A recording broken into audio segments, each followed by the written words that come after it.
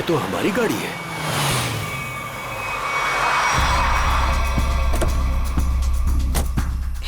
ये तो टीना और आकाश की गाड़ी है। Oh my God! आकाश, टीना, बच्चे नहीं है। मैं एक बार फिर से फोन करता हूँ। गाड़ी यहीं पर है तो दोनों बच्चे भी यहीं पर होने चाहिए। कैसे डरावनी जगह है, कितना घना जंगल है ये। पता नहीं टीना और आकाश को यहाँ गाड़ी रोकने की क्या जरूरत थी। दोनों में से किसी का भी फोन नहीं लग रहा है। लूटपाट का मामला तो नहीं लगता है भाई साहब। बच्चों को सारा सामान गाड़ी में ही है। ऐसे बीच सड़क पे बच्चे गाड़ी छोड़ के गए कहाँ? समझ में नहीं आ रहा मेरे दोनों बच्चे कहाँ चले गए, क्या हो गया उनको। मीरा, कुछ नहीं होगा हमारे बच्चों को। शांति रखो, घबराओ मत। आओ यहीं कहीं आसपास देखते हैं। आकाश, टीना, आकाश, आकाश, आकाश, मेरी आवाज सुनाई दे रही है? आकाश, आकाश, टीना, पता नहीं इस घने जंगल में बच्चे कहाँ चले गए। मीरा, गाड़ी यहाँ पर है तो बच्चे भी यहीं पर होने चाहिए।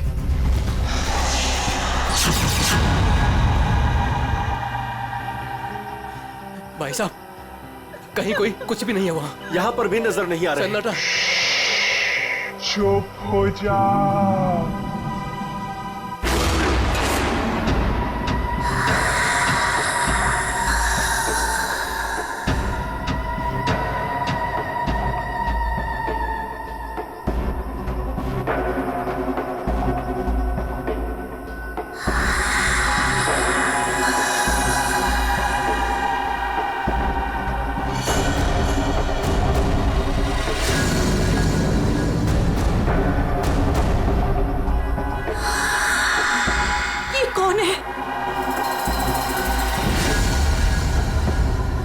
कौन हो तुम? कौन हो तुम? जाओ, जाओ यहाँ से। ये बोलो, आवाज बिल्कुल नहीं, वरना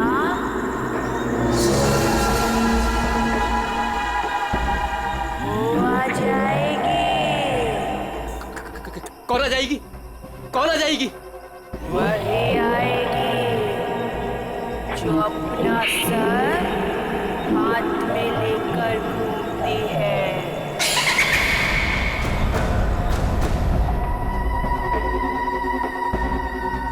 आ जाएगी।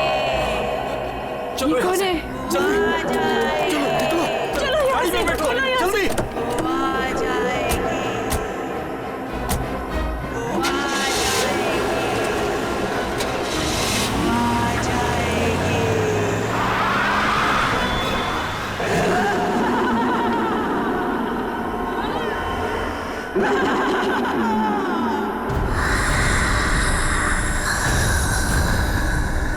आ जाएगी।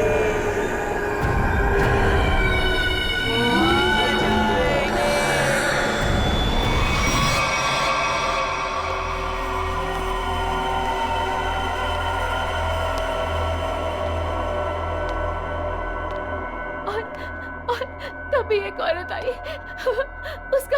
उसका सर नहीं था। वो मुझे मारने आई थी। वो मुझे मारने आई थी। उसका कटा सर उसके हाथ में ही था। वो मुझे मार डालेगी। वो मुझे मार डालेगी। बचा लो मुझे। वो मुझे मार डालेगी। ये क्या हो गया मेरी वत्सला को? कैसे बर्ताव कर रही है? अब क्या करूं मैं?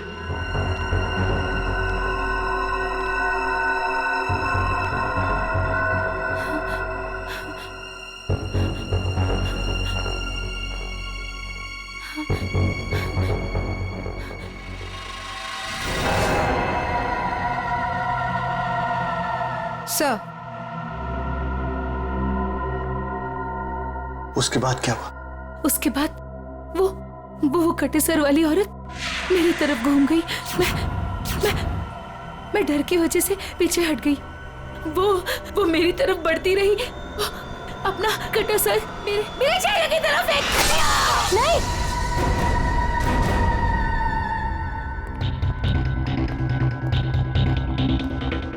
डॉक्टर साहब, क्या हुआ है मेरी वाइफ को?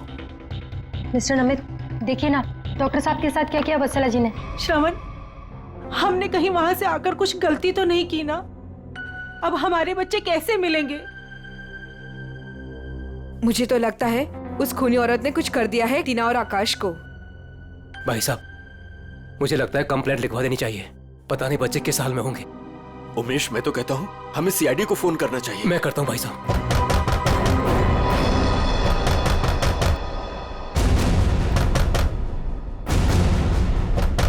ये इस तरह से दरवाजा कौन पीट रहा है? मैं देखता हूँ।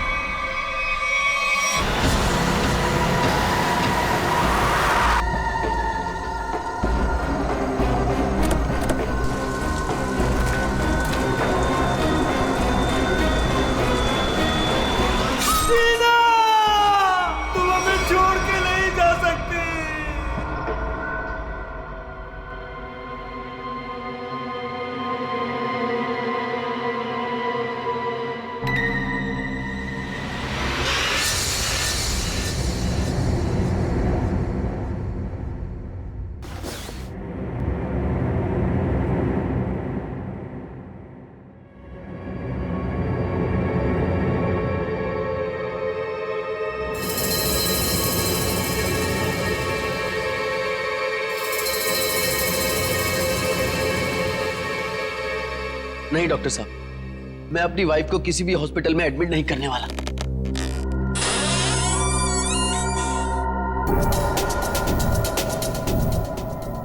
आपसे पहले भी 4 और डॉक्टरों ने मुझे यही एडवाइस दिया।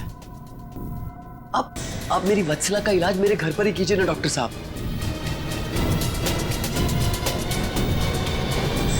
मैं अपनी वत्सला को अपने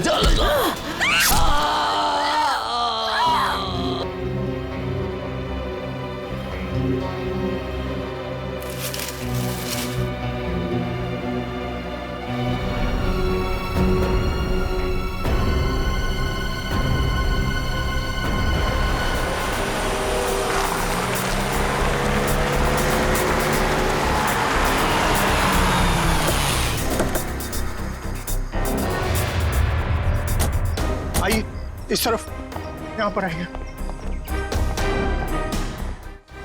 यही घर है ये।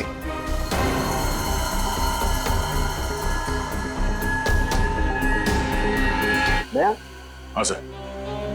ये जिस किसी भी हथियार से विक्टिम पर हमला किया गया है वो हथियार काफी तेज धार वाला होगा।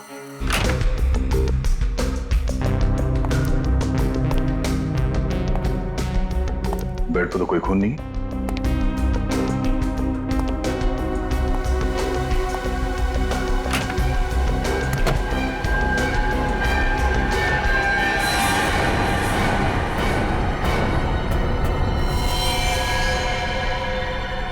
कौन हो तुम?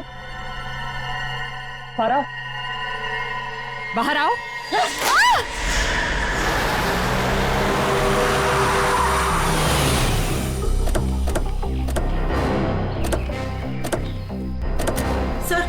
सर यही है मेरी टीना और आकाश की गाड़ी।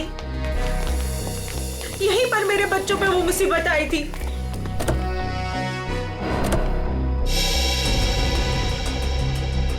सर वो उस जगह पे खड़ी थी वो भयानक दिखने वाली लड़की। हाँ सर उसी ने हमारी बेटी को मार डाला है और वही हमारे बेटे आकाश को लेकर गई है। सर गाड़ी के अंदर तो सब ठीक ठाक ही लग रहा है। और सर हाथापाई के भी कोई निशान नहीं। सर कहीं मेरे आकाश को कुछ हो तो नहीं गया? सर उसके हाथ में कल रात को हंसिया था। हंसिया? सर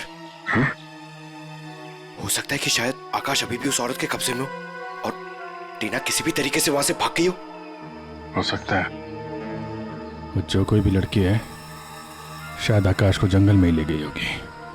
हाँ सर, हो सकता है आकाश अभी तक जंगल में ही हो। चल के देख लेते हैं। सर हम भी चलते हैं आपके साथ। नहीं आप लोग यहीं रुकिए, जंगल थोड़ा खतरनाक है।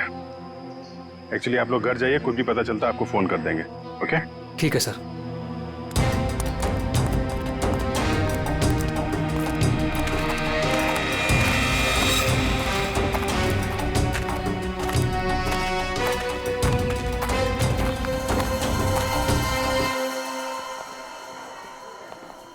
डॉक्टर साहब, वो आदमी कहाँ है जो खून से लथपथ आपके हॉस्पिटल में आया था? सर वो आदमी अंदर है।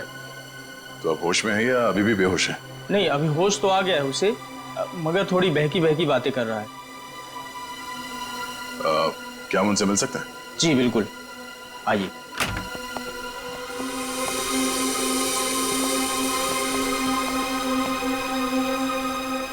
नमित,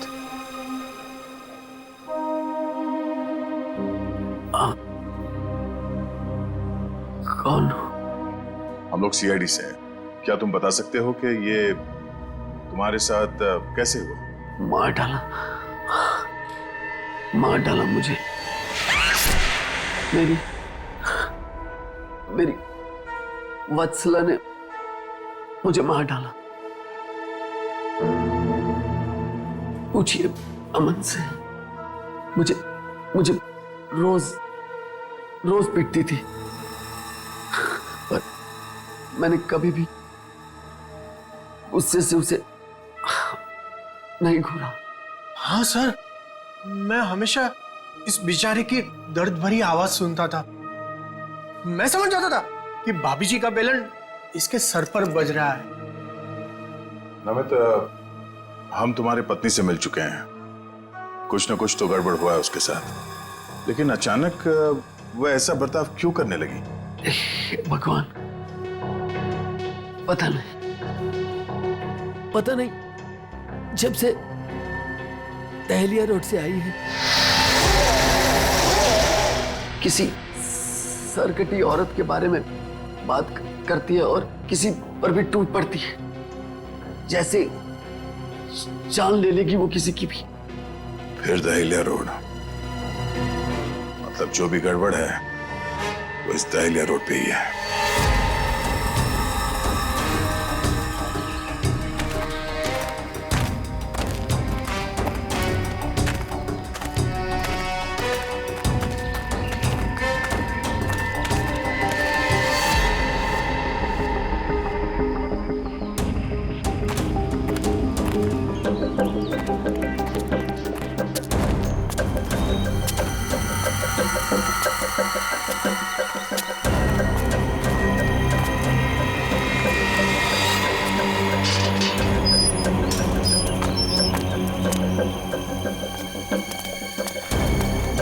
ये तो बिल्कुल हॉरर फिल्म की तरह बंगला है, जंगल के बीच में इतना सुनसान।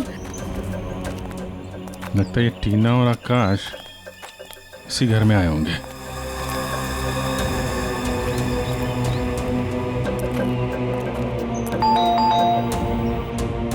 ज्यादा फिल्में मत देखा करो।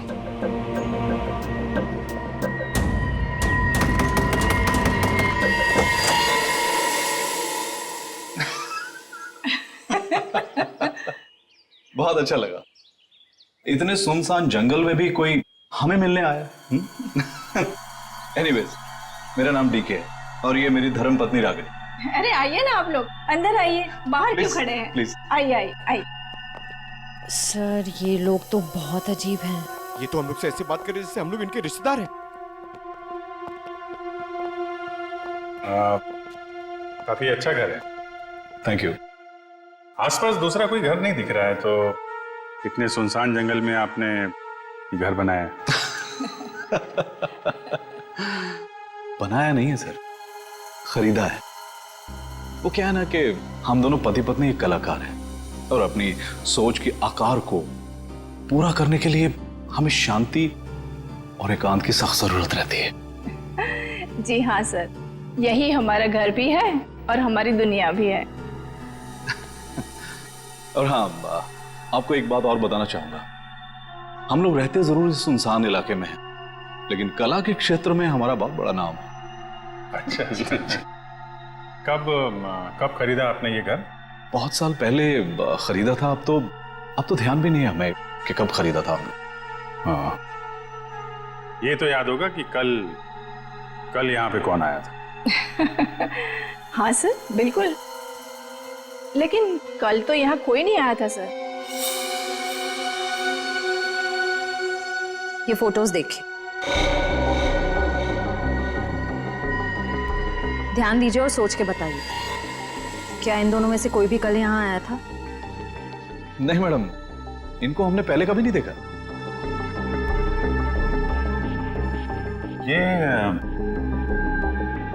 ये कौन है? ये हमारी बेटी अंशिता। 14 जुलाई 2013 को प्लेग की वजह से इसकी मृत्यु हो गई थी। बहुत याद आती है हमें हमारी बेटी की। हम लोग आपसे कितने सारे सवाल पूछे जा रहे हैं, आप नहीं पूछेंगे कि हम लोग कौन हैं और क्यों इतने सारे सवाल कर रहे हैं आपसे? कौन है आप लोग, आप बता दीजिए। हम लोग कौन है घर के अंदर? नहीं, कोई नहीं है। नहीं कोई है।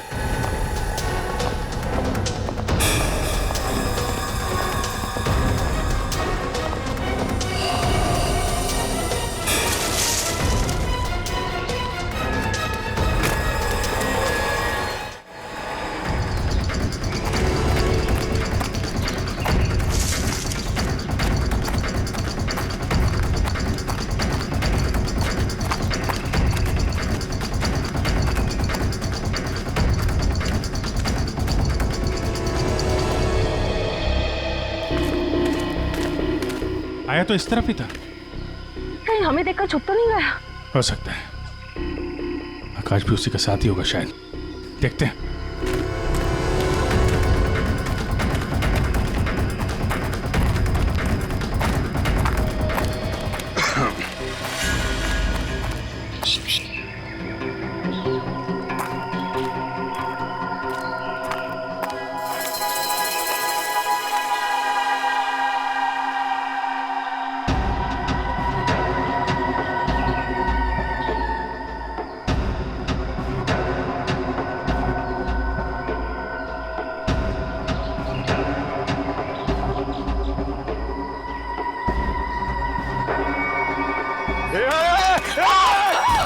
नहीं फायर नहीं। कर नीचे, कर नीचे। कौन है तुम? क्या कर रही थी उस घर के अंदर? हसिया नीचे फेंको। टीना को तुमने मारा था ना? आकाश का है। धीरे बोलो, वो सुन लेगी। वो तुम्हारे पीछे खड़ी है।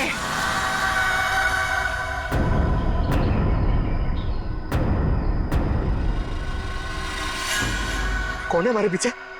कोई नहीं है, लगता दिमाग हिला हुआ इसका। क्या दिखा रही है, हैं? कौन है पीछे? वो तुम्हारे पीछे बिना सर वाली औरत अपना सर हाथ में लेके दिखा रही है। सर, ये उस सिरकटी औरत की बात कर रही है सर। वो वत्सला जैसी बातें कर रही है। हमारे पीछे कोई नहीं है। किसकी बात कर रही हो तुम? ऐसे नीचे करो, नीचे रखो। मैं मार दूंगी उसे, मैं मार दूंगी उसे, मैं मार दूंगी।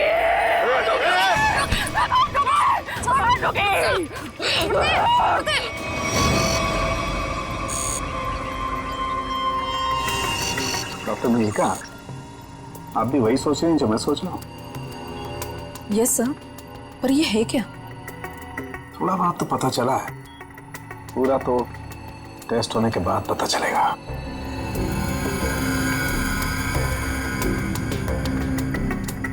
सर, मुझे लगता है कि आप ये कलर एरिया देख रहे हैं। ये ब्रेन टेल की नर्व्स की तरफ आ रहा है। इन दोनों औरतों के दिमाग के साथ छेड़छाड़ी की गई है।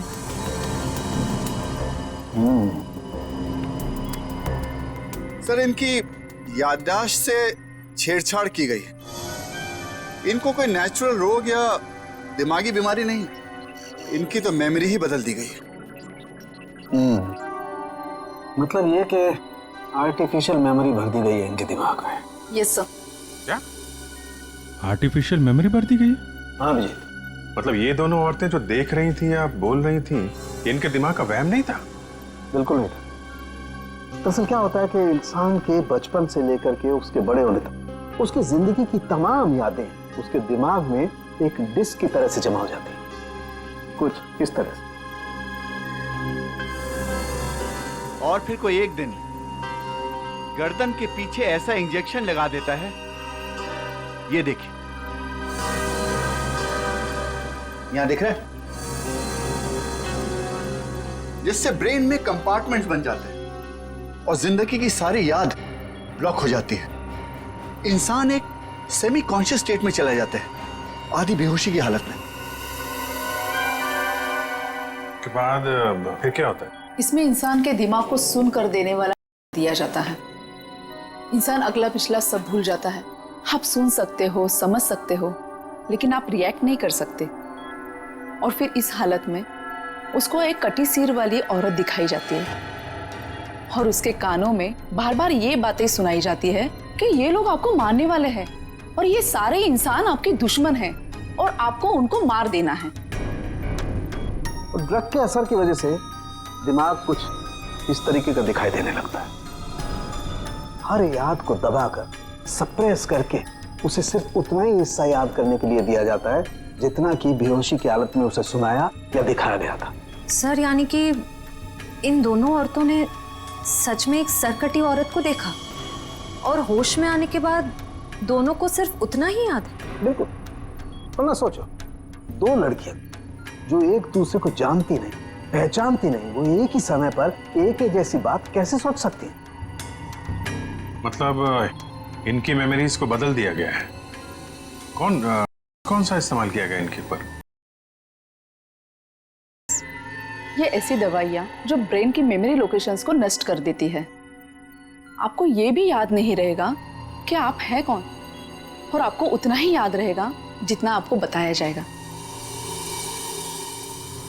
हमारे टेस्ट में भी काफी ऐसे मिले हैं जो याददाश्त मिटाने के लिए काफी हैं, पर हाँ, इन्हें हल्के इलेक्ट्रिक शॉक्स भी दिए गए। मुझे नहीं लगता ये लड़कियां कभी भी ठीक हो सकती, क्योंकि इस बीमारी का अभी तक कोई एंटीडोट इजाद नहीं हुआ है और हिप्नोसिस में महीनों लग जाएंगे।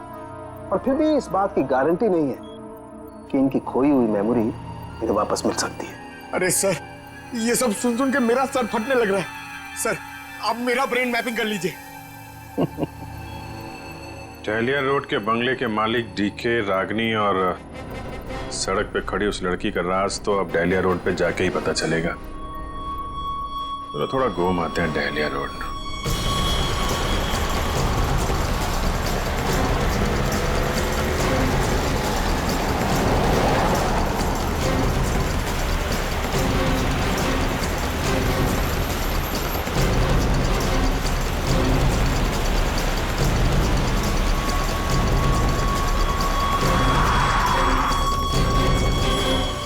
ये हमारी बेटी अंचिता है। 14 जुलाई 2013 को प्लेग की वजह से इसकी मृत्यु हो गई थी। ये तो वही लड़की है, डीके और रागिनी की मरी हुई बेटी। मेरी मदद कीजिए प्लीज। कैसी मदद? मेरा मतलब क्या मदद चाहिए आपको? मेरे मम्मी पापा अचानक से बेहोश हो गए। मैंने बहुत कोशिश की उन्हें उठाने की, पर वो नहीं उठे। कहाँ है कहाँ आपके मम्मी पापा? घर पे आके देखिए ना प्लीज, पास में है। चलिए आइए। कहाँ पर है? चलिए। अच्छा, इन नाम से कोई भी रजिस्ट्रेशन नहीं? ओके ठीक है, थैंक यू सर। सारे पेंटर्स एसोसिएशन में फोन कर लिया सर, मगर डीके और रागिनी के नाम से कोई भी रजिस्ट्रेशन नहीं। सब कुछ झूठ बोला उसने। मुझे तो लगता है कि उसने अपना नाम भी गलत बताया है। जयवंती, कुछ पता चला? नहीं सर, अभी तक कुछ भी नहीं पता चला। मगर सर, कितने कॉन्फिडेंस से झूठ बोल रहे थे दोनों। लगता है सर अब एक ही रास्ता बचा है, उन्हीं से सच उगलवाना पड़ेगा। नहीं जयवंती, पहले उसकी सारी डिटेल्स निकालते हैं, फिर उठाते हैं उसे। लेकिन सर पता कैसे चलेगा? एक काम करो, डहलिया हाउस में जो उनकी तस्वीरें खींची गई थी उन्हें क्रिमिनल डाटाबेस से और मिसिंग केस फाइल से मैच करवा के देखो, शायद असलियत सामने आ जाए। आइए। यहाँ इतनी रोशनी कम क्यों है? वो घर आबादी से दूर है ना, इसलिए वोल्टेज थोड़ा कम है। ये देखिए। दोनों एक साथ कैसे बेहोश हो गए? कहीं इस लड़की ने तो कुछ नहीं कर दिया।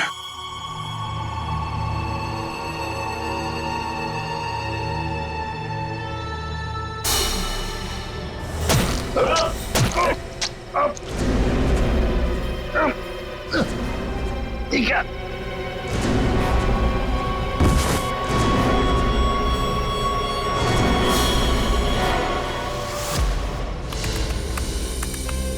सर, दोनों फोन्स के सिग्नल नहीं मिल रहे हैं। सर कुछ सेकंड्स पहले तक अभिजीत सर और दया सर का फोन दहलिया रोड पे बता रहा था, लेकिन अभी लोकेशन नहीं दिख रही है। इसका मतलब अभिजीत सर और दया सर को वो रास्ता रोकने वाली लड़की मिल गई। फिर तो डीके और रागिनी की सच्चाई का भी पता चल जाएगा। सर आइए।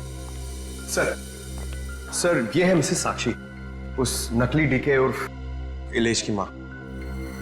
नमस्ते। कहाँ है मेरा बेटा? कहाँ है इलेश? ये ऑफिसर कह रहे हैं उसका नाम डीके है और उसकी एक पत्नी है जिसका नाम है रागिनी। ये कैसे हो सकता है? ये सब झूठ है। जी नहीं, ये सच है। एक छानबीन के दौरान आपके बेटे और उस औरत से मुलाकात हुई हमारी, जो अब डीके और रागिनी बने बैठे, और उसी छानबीन में मिसिंग कंप्लेन से उनकी सच्चाई भी पता चली।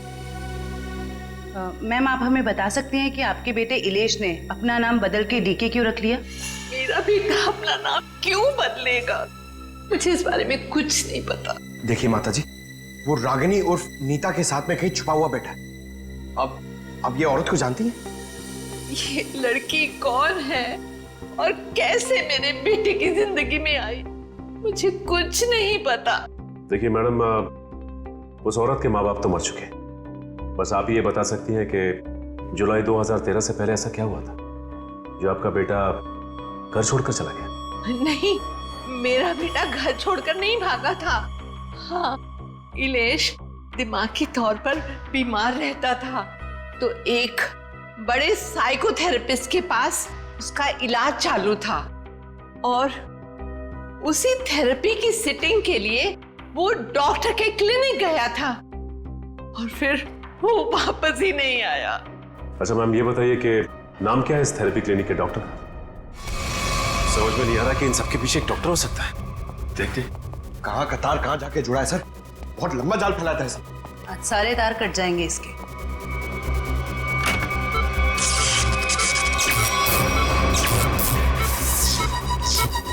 Oh my God.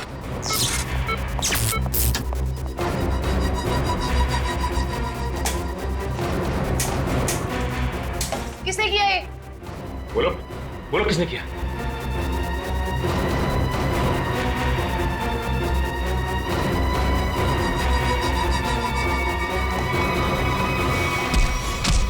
बता कौन है इन सबके पीछे?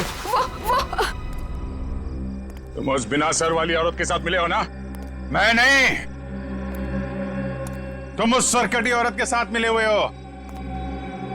मैं जानता हूं, मैं छोड़ूंगा नहीं तुमको। तुम और उस औरत दोनों को खत्म कर दूंगा मैं। तुम मुझे मारना चाहता है ना? छोड़ूंगा नहीं तुम्हें।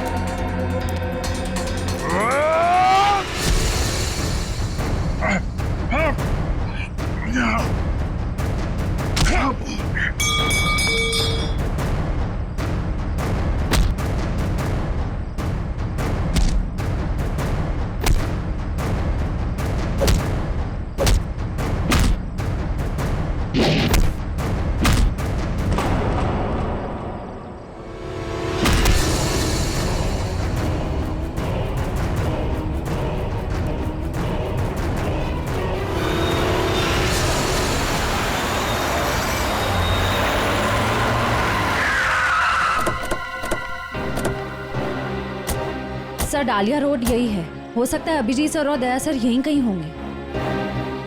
हो सकता है वो डीके और रागनी के हों। हम लोग जाके देखते हैं, तुम लोग यहीं रखो, एक डॉक्टर जाना नहीं चाहिए। हाँ ठीक है, चलो आ जाओ।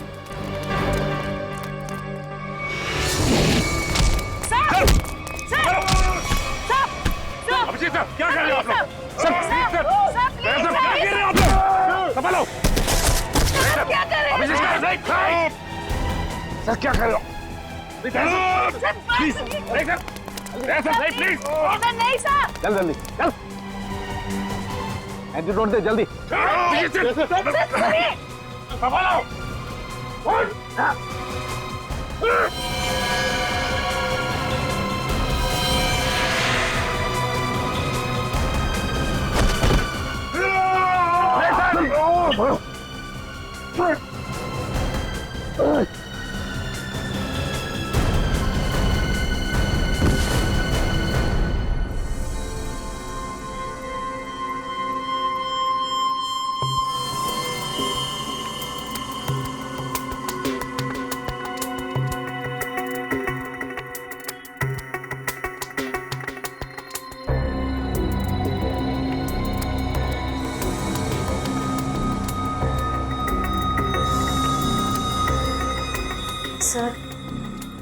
सर सब ठीक तो है ना? एंटीडोट ने असर शुरू कर दिया, थोड़ी देर में होश आ जाएगा दोनों को।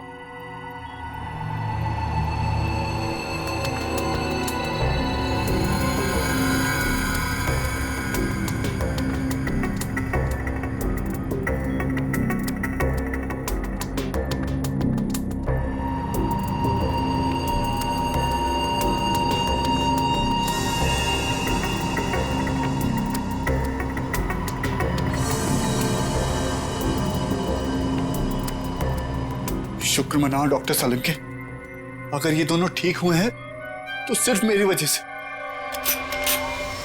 अगर अपने दिमाग का सही इस्तेमाल किया होता ना, तो एक मुजरिम की तरह इस हालत में नहीं खड़े होते, समझे? विकास अंकल, आपकी वजह से मैं भी एक मुजरिम बन के रह गई। अभी तो सिर्फ तुम दोनों का गुनाह सामने आया है। जिस दिन तुम दोनों को सजा मिलेगी ना, उस दिन समझ में आएगा कि गलत राह पे चलने का अंजाम क्या होता है।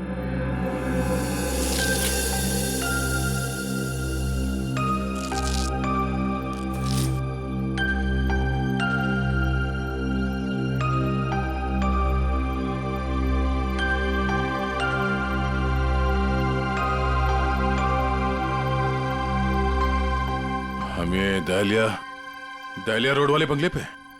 नहीं यार, न्यूरो सेंटर में है भाई।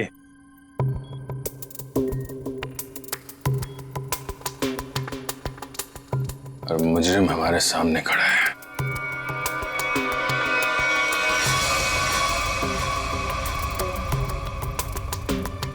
अच्छा एक बात बताओ, तुम्हें अभी वो कटी हुई सिरवादी औरत और वो भयानक आवाज से तुम ही सुने थे?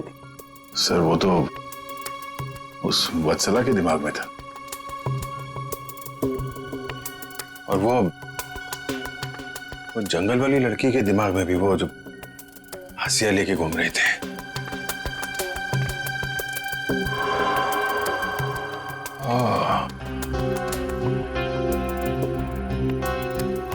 अब समझ में आया,